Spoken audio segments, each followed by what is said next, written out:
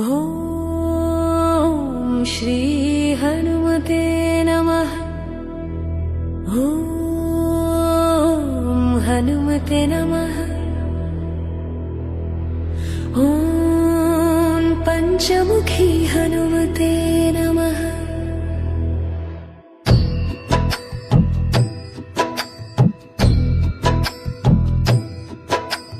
पंचवक्त्रं महाभीमं त्रिनेत्रं च महाबलं सिंहिकागर्भसम्भूतं हनुमन्तं नमाम्यहम्।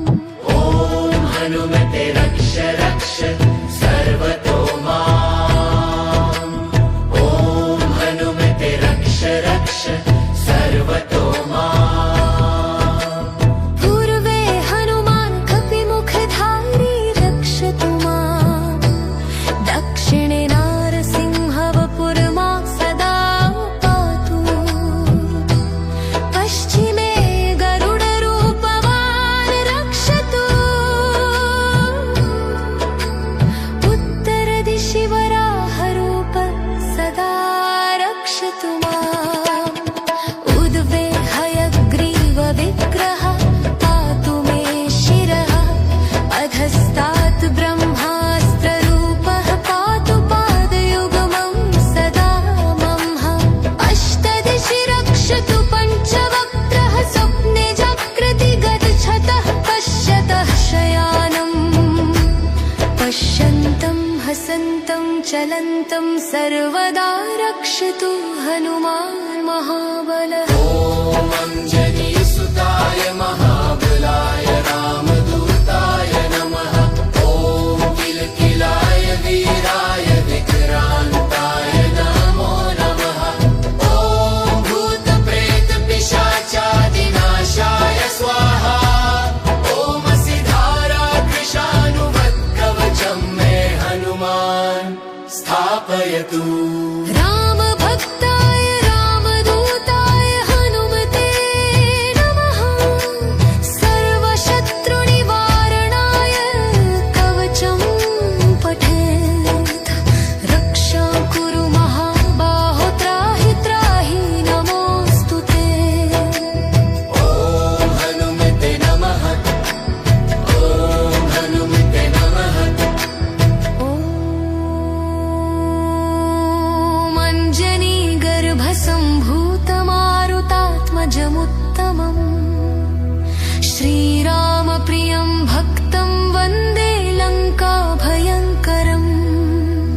पञ्चमुखं धरं देवं हनुमन्तं नमाम्यहम्। पूर्वं तु वानरं वक्त्रं कोटिसूर्यसम्भम्। दक्षिणे नारसिंहं च भयनाशं सदा स्मरेत्। पश्चिमे गरुडं वक्त्रं वक्रतुण्डं महाबलम्। उत्तरं तु वराहं च कामरूपं महाबलम्। ऊर्ध्वं हयग्रीवमुखं शङ्खचरगदाधरम्। एवं पञ्चमुखं रूपं हनुमन्तं महाबलम्। यो स्मरेत् प्रातरुत्थाय सर्वशत्रुभयं हरेः। नाशयेत् दुःस्वप्नशुभं दुष्टग्रहसमुद्भवम्। अभिचाराणि सर्वाणि मन्त्रतन्त्राणि भूतले। सापराधं न मुञ्चेत्तु पञ्चमन्त्रनुमतम्।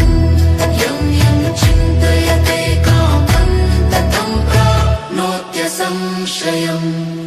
श्रीराम जय राम जय जय राम। श्रीराम जय राम जय जय राम।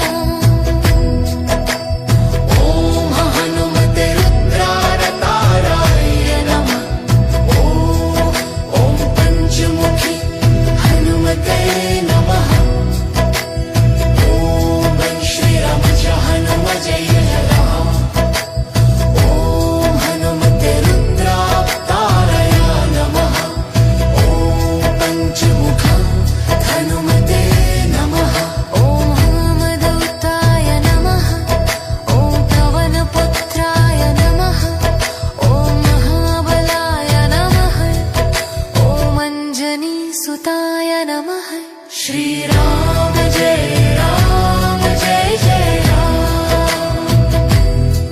श्री राम जय जय राम बजरंग बली की जय जय